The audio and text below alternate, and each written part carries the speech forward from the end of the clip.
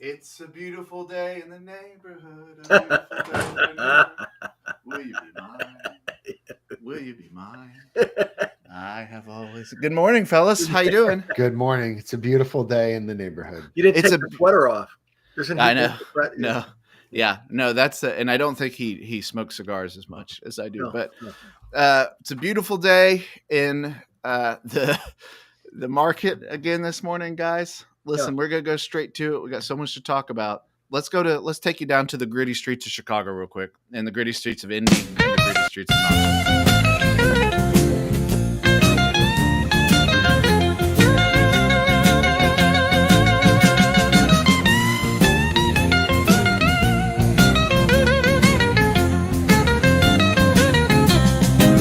Every morning at 8:45 Eastern, Option Omega's got your back. Troy's dreaming big like LeBron. Matt's back testing like a Daddy Mac. Dan's 30 years got our way, trading life and markets every day. Rusty's chained to the mines, digging deep day by day. But when Option Omega releases new features, he's free to come out and play option. Omega, you're trading home, where every move makes you feel less alone.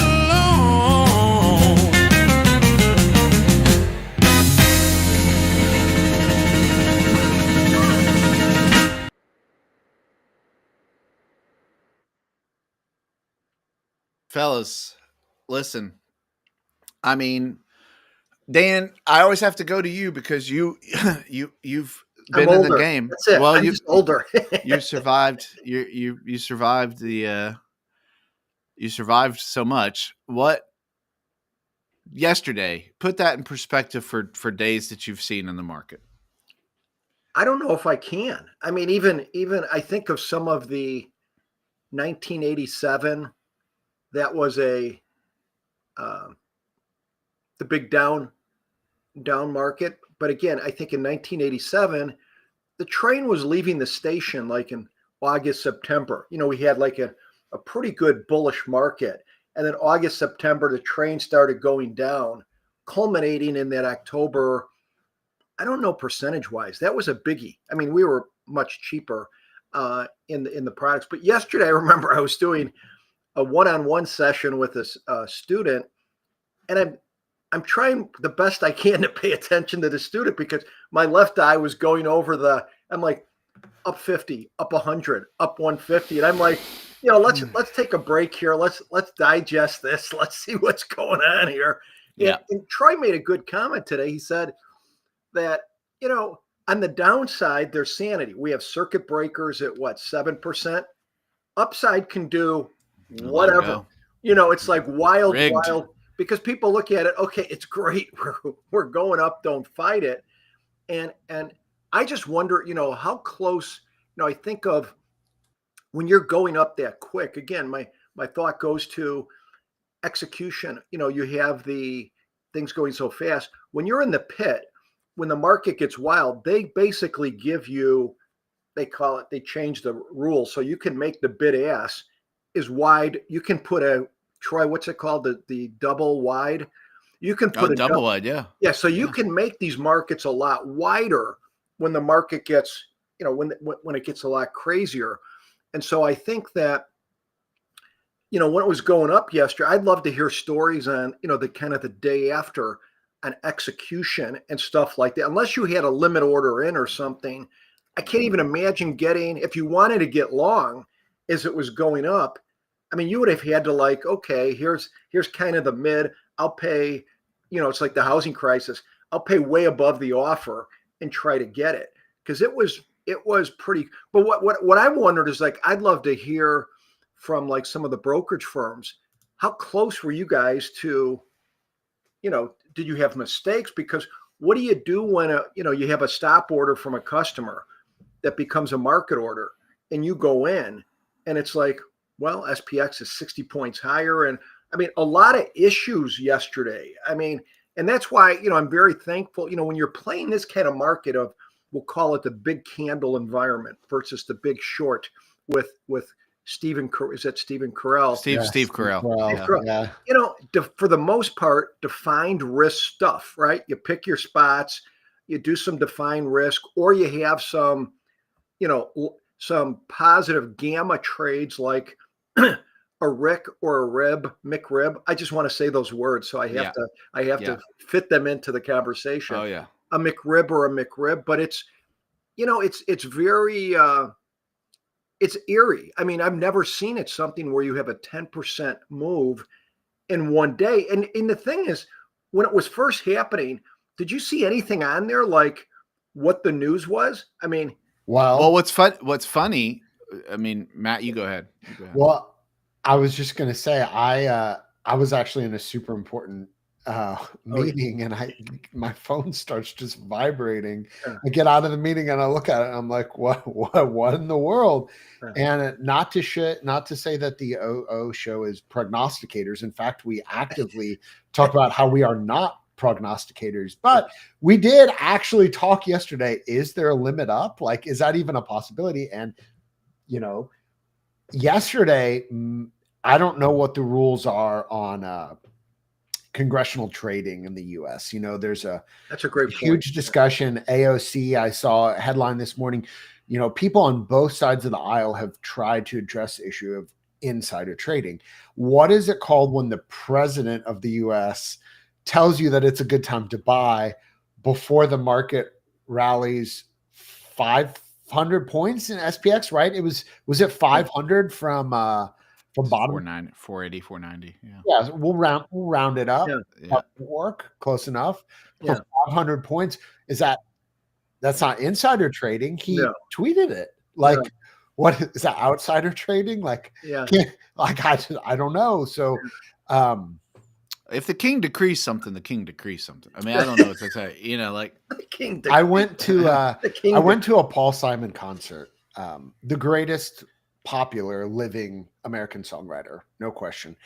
A number of years ago, when he was in his prime, like no debate. There is no debate, and I'm not related to him. If people know my last name, no relation. Okay, Paul Simon. This is early in Trump's first term, still in his prime. Huge band, 20-person band, every instrument known to mankind. Opens the show, plays a song, and says, "Strange times." Everybody laughs.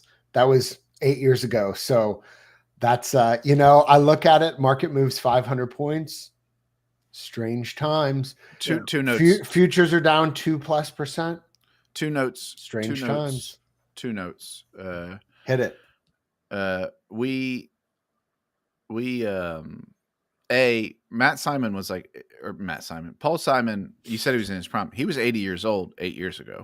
He was still in his prime. He was in his prime. I love Paul Simon. Listen, he was dancing. Paul Simon's one of my favorites of all time and one of the top 2 songwriters in American history. Wow. So I agree with that. Next to would Dylan be one? I would put Paul Simon as the Jordan of basketball. I mean, top 2 easy. Yeah. Oof. One of the best players of all time. Listen, to the point, Dan, about fills, let me show you something real quick. Yeah. Yesterday, what the market was looking like during this thing. Actually don't know how to do that. While you're looking at that, I see a couple comments coming in. James said, what did he do? Assuming you're talking about Trump, to drive the market down 115 points. James, I think 115 points is a small move pre-market these days. Yeah.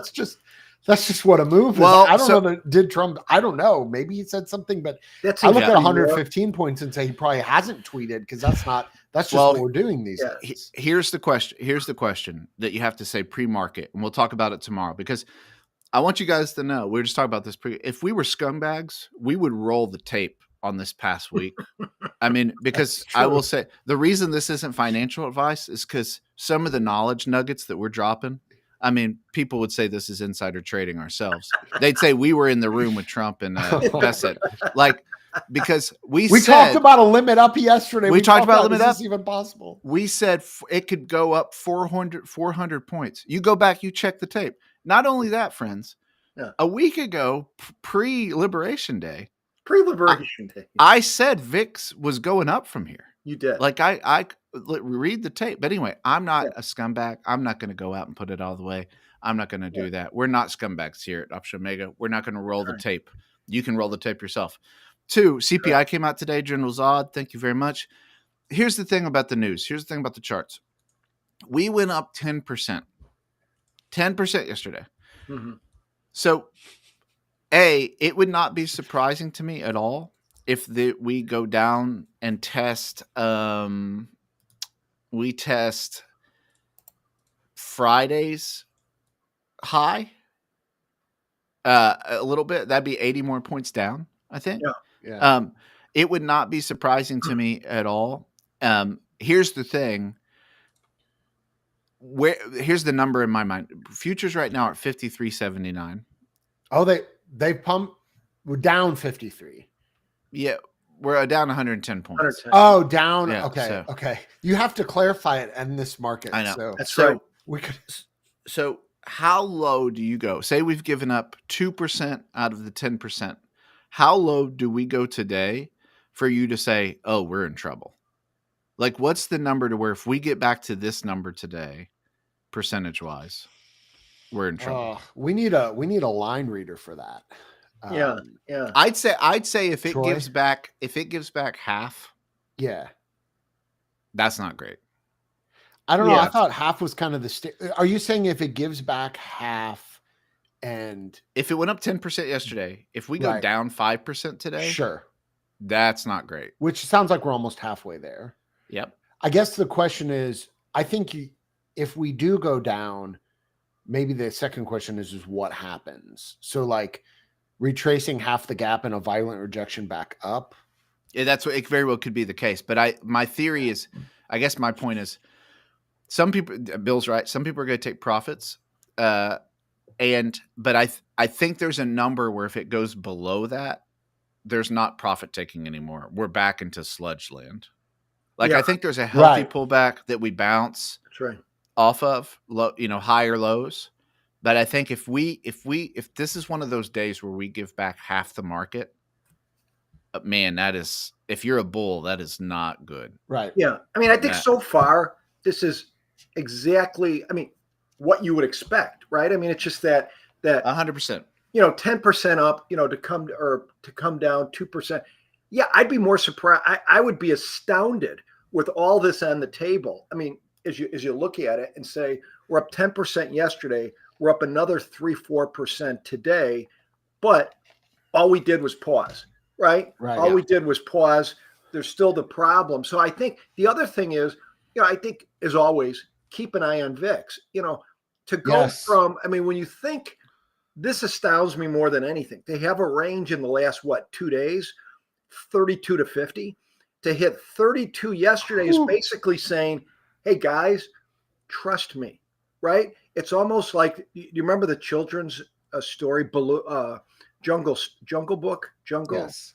And Baloo with the snake. Remember that? Or the kid? Was that Mowgli? Who was the kid? Mowgli or whatever the kid's name was? The snake is like, trust me.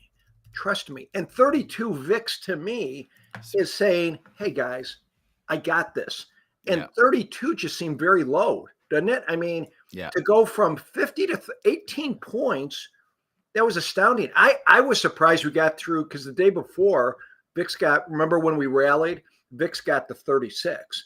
And yesterday it was like smashing through 36. I'm like, are we going to go to stinking 15? And we're back at 30, pre-market, it's right around 37 now. So like, Dan, that was the other interesting point that I had is I've seen oil be a part of the bigger conversation now, because again, we're not prognosticators. If we were prognosticators, I'd probably have an even nicer mic after the last week after, as Troy said, roll the tape. But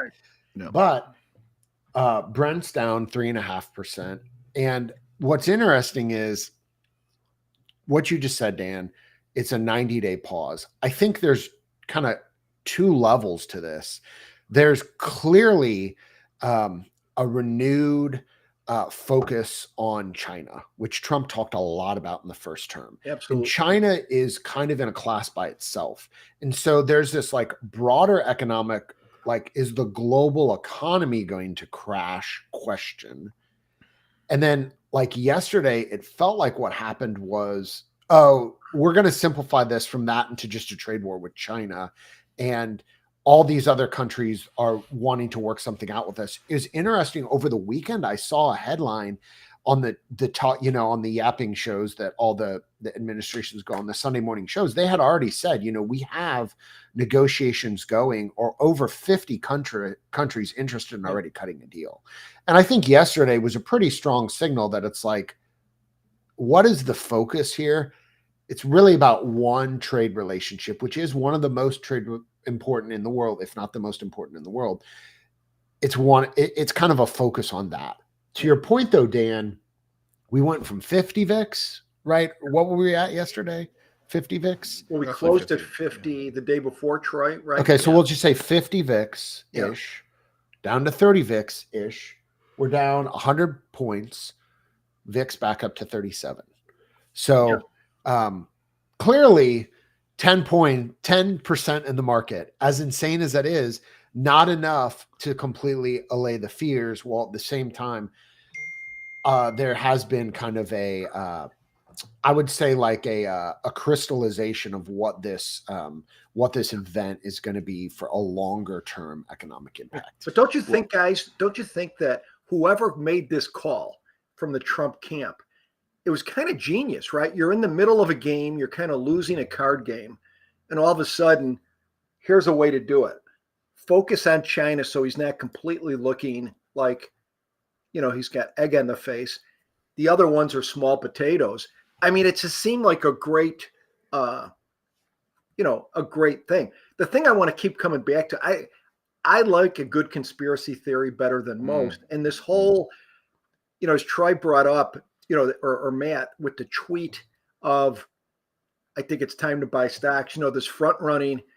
I'd love to know how, outsider trading. How many people, did like Tiger Woods? I mean, he's in the camp now. He's got enough. He could buy, hey guys, don't tell anybody, but in 2 days, I got a big decision coming. Market's down 20%. Right. And, I'll buy a few Tesla, buy a few this. Well, I think wasn't Tesla up 20?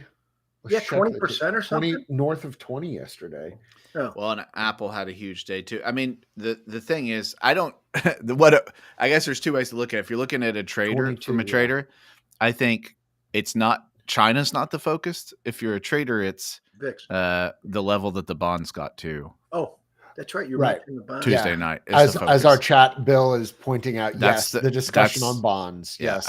I think bond traders, as they have been known to do through history, made their opinion known.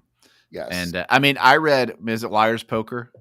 One of the funniest books I've ever read. Liar's Poker from I think it's Michael Lewis. Talk about bond traders at Solomon. I mean, they those guys are pieces of work. I mean, those guys are their only, they're their own thing. Real quick, I'll show you to the point, Dan. You were talking about the bid ask. I did think this was interesting yesterday. So I put this butterfly on at 12:08 that expired today. So I believe it's a one day butterfly. It was a $4 debit trade, just $4 debit trade at 124. I tried to get out at $39. Oh my. Would have felt great about that. Got insta filled at 50.40.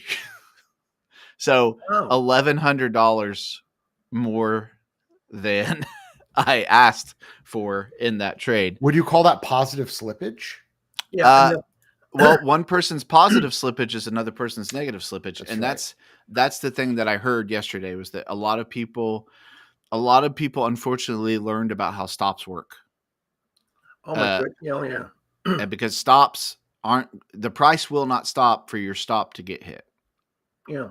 Depending on the stop, some stops will, but even then, I mean, people have limits that switch to markets. There's all sorts of stops now, and each brokerage has their own thing. But I think in general, people notice that their stops got gapped over, and then it turns into a market.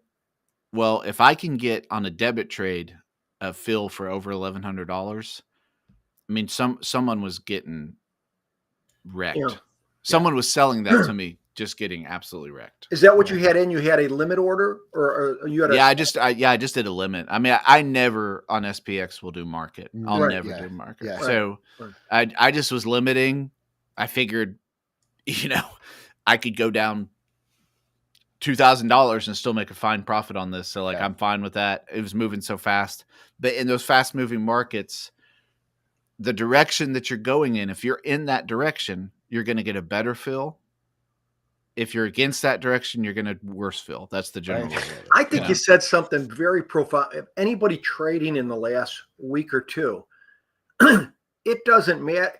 You almost want to be, if you're, let's say, buying a call vertical debit spread. It's amazing how even if we're going up, like you said, they'll change those prices. You're like, wait a second, we just started going up. You're going to pay up a lot more. It's like you want to buy a call vertical debit spread when we're going down, right? Yeah.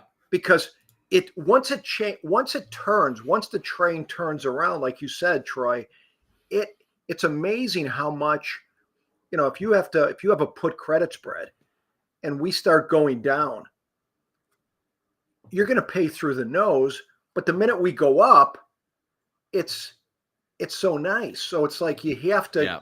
You almost have to be contrarian, but the speed of it with a contrarian is tough, right? So I think, I just think still, a principle for trading in the market like we are today, I think of the word scaling, right? Mm. Whether I'm going to do whatever spread you're going to do, and you say, okay, the market's up yesterday, I'm going to buy a little bit of a put vertical debit spread for the downside. It's not easy to do that, right? Because it could have been up 3% today, as crazy as that sounds. But scale in, buy a couple, right? Defined risk stuff. So it just, I think it's very nerve-wracking for veterans to trade this market. But if you're new, I can't imagine it. It's like being in a different planet, and it all starts with you're coming in this arena where execution is very, I'd love to get on the show in a couple of weeks, like a market maker from the pitch, just because I've been gone so long from there in Chicago, but I'd like to see I'd like to hear the guidelines. Okay, when the market was going crazy on the day we were up 10%, explain to the viewers, what do you do with the bid ask? And what are the rules? Because, and I get it, there's nothing wrong with giving them relief when it's moving, because if they can't get their hedge at a reasonable price, they're sitting ducks. But I'd like to get a feel so viewers can see how the dynamics of these things are working. Yeah. Tom's saying, Dan, don't scare off his customers. He too got some crazy feels yesterday. I mean, really, this is what we should do. We should have we're not financial advisors. This is a joke, what I'm about to say. We should have Let me say that like 1,000 times. I know. We're not financial. We are not financial advisors. We should and really, we are a little too hard on ourselves. I mean, I listened to another show yesterday morning. I was like, yeah, buy them here, sell them here. Like they're and they, I think they're fine. But was anyway, it CNBC? Was it CNBC? Yeah. But I will say this. I think, to your point, Dan, we will have Peter Clink tomorrow. Not on the OL show. It's a pre-recorded interview. So if you have any questions, put it in the Cigar Lounge channel in our Discord. Let me just preface that for a second. So we're going to do a webinar, a private webinar with Peter Clink, who works in exposure and risk at Tasty Trade. And if you have a question that you'd like to ask somebody as a retail trader, you can post it on our Discord in the Cigar Lounge discussion, and we will compile those, may tweak some of them, etc. We'll see how the time goes, and we'll ask Peter. So it's an opportunity you ask straight from the horse's mouth. Peter's been doing this Dan can explain a long time. And Tasty sent us some swag. So t-shirts, some pens, some notebooks. So if we pick your question, we can we'll send some Tasty swag your way. But yeah, just think about what questions you'd like to ask somebody who's in Peter's position with his level of experience. This week alone is a fascinating. It's a great time to have fascinating. A great time to have them on. But if we were going to open our own service, if we were going to open a trading service, this is what trading a service I'd like to do. We don't do anything for years at a time. It's $100 a month. And then and during market crashes, we do things like buy the 5-cent call 600 points away. Oh yeah. You know, 1,000. And then borrow money. Don't tell your wife. Yeah. Borrow money and buy 6,000 of the calls, 10,000 points away. And then when it hits, we're like 1 for 1. We're 100%. We're 100% on our trades, baby. Well, would you say? I mean, you bringing up a good point. When you bring up, what's the book? Is it? I always screw up his name. Taleb. Yeah, so it's like the tail risk that yes. The whole thing with the normal distribution curve. Right. That if you've traded, even if you don't understand math more than 6th grade like myself, by trading, we have some big moves. Well, and there's this. So I was talking about this yesterday in a group I'm in. Yeah. There's this concept of if you have like a range of statistical outcomes, like the ergodicity, this idea that in a long enough time period, you are going to have every point of that statistical variance visited. So like, double calendar people around the elections. I've never seen double calendars lose like this. I'm putting quotes around my own head because I was saying that. I've never seen such a horrific vol environment and a delta environment to trade these things. But then now we're on ergodicity. We're on a completely different end of that spectrum. And you see trades that like, I've never put a calendar on that's multiple days and it's up 50% the next morning. So from the volatility and that's why I think it is good. I mean, I love looking at volatility, just pit traders. That's kind of what they focused on. They weren't that good at technicals, but they focused on the volatility. And I still think, when you look at 2 weeks ago, not 100 years ago, not 12 months ago, 2 weeks ago, VIX had a low clear at 17, right? And so it's like, and you think about it, in 2 weeks, we've gone from 17 to, was 50 the highest, Troy? I know you've been on the. We're 55, right, Troy? Did we hit 55? I think we might have got up to 60. It's a brief second, but I could be wrong. I could be wrong. So I think that's even going the next month. We're still going to have, again, this unprecedented time of big candles. I think embrace it. Embrace it. Small, get used to it, right? You'll get more used to it if you're participating. Start paper if you're newer. But again, you could. I keep saying a $6,000 vehicle in SPX. We're at 5,400 right now. But as you play these little well-defined or defined risk trades, and you'll get used to kind of the ebb and flow of this, right? It's not easy or anything like that, and it's not by any stretch, but it's an environment, and you won't have many of these. The good thing is you won't have many of these in your lifetime. When you agree, from a statistical, that is worth a whole show in and of itself. Because the way I look at this is basically it's been 5 years since the last event like this, which was COVID. And you think about it, there's a whole series of thought about when people look at the recovery times. Yeah. And just, we live in a different world where 10% in a day, it could have been 20%. This is these are computers entering the orders. These are algorithms entering and exiting the orders. So a crash, when we've had so few crashes, but when you look at a crash 60 years ago that was done, people placing orders with pen and paper, just the speed that things happen is a totally different world. So like, we're, as Paul Simon says, greatest living popular American songwriter. Oh, geez. Strange times. Hey, strange times. Hey, could you see real quick, Troy? Can you? I'm just curious. When we talked, Matt was talking about the speed. Can you see on a chart yesterday? Like, can you like take which hour did we have like a 250 point move in an when the speed started around let's see, it was 1 Eastern, I think. 1 East, somewhere around 1 Eastern, we were up 40 or 50, I remember. I mean, in a 5 minute period, we had 100. Yeah, there you go, Troy. It's the 1 o'clock hour.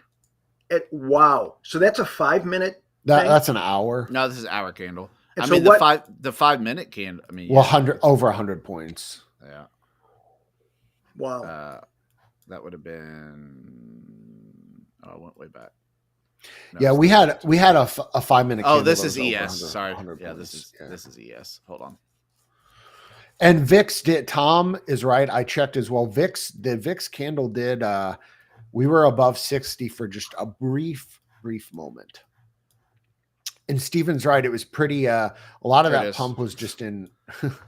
So those are 5 minute charts. So literally, 4 5 minute candles. Which I mean, the resolution's not super detailed. Damien.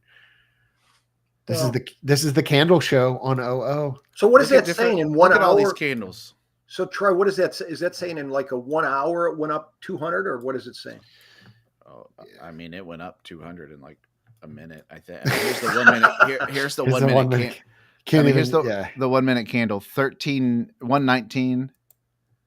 So 119, we went 5,007 to a high of 5,150. Yeah. Wow. So that's a 1 minute candle. Another one is 3% in a minute or whatever. Yeah, I mean 3% in a minute. Yeah, I mean that right there. And really, you're only buy in that process to the point of like, well, I'm gonna see how it goes and then adjust from there. If you thought when we bounced off 5,000 at the bottom, your first red candle was really like your buying opportunity. Or I don't know candles at all. Or maybe this candle right here, this little guy right here. Besides that. Oh, you're saying after the pump, if you missed that pump, Yeah, this Trading View, Jones. If you didn't have anything before that, I mean, there's nothing you can do. Yeah. There's nothing you can do. And don't you think that's a real plus for defined risk spreads? Because if you're in a naked, let's say someone had a naked short call or something, it's almost like there's no out, right? I mean, you have to wait until the bus stops, and you don't know when the bus is going to stop. And so you can't control your loss. At least with a defined risk spread, okay, you knew a good sound mind and body before you did it. Okay, here's my loss. But I mean, naked options, I've always said naked options in the hand of veteran traders, maybe who are fine. But even on a day like yesterday, like you said, there's no out on that candle until that red candle came in. And by then, you could be passed out. I mean, if you were naked calls going into yesterday, I don't know what to tell you. I really don't. Like, I don't know. Short. Hopefully you were long. Short. Sorry. If you were short naked calls going into yesterday morning, I mean, I don't want to call anybody stupid. And OO doesn't trade naked in any sense of the word. Not that we give financial advice anyway, but don't trade naked. Yeah, I get. Short. I mean, some good. Yes, I think. I guess you can create scenarios where you might do that, but or maybe if you're long stock and you sold a call against for sure naked short calls, without any kind of hedge, it's brutal. I mean, I just feel it. My heart goes out that when I'm looking at that candle, it's like, sir, you can't get off right now. Why? No, wait, sir. It's like by the time the candle lets you out. Yeah. It's a car going 80 miles an hour. Like, you're not jumping out of that car. There's nothing you can do at that point. All right, guys. Well, we went a little late, but there was a lot to talk about. Hey, shout out to the chat, by the way, guys. Yeah. Thanks for coming every day and talking. The chat gets pretty active. So thanks, guys. Appreciate it. Good chatting today. And then tomorrow we'll either be up 500 or down 500. I don't know. But if we are, I will call it on my trading service. So scumbag.net for my trade. TroyStradramas.com. That's right. All right, guys, have a great day.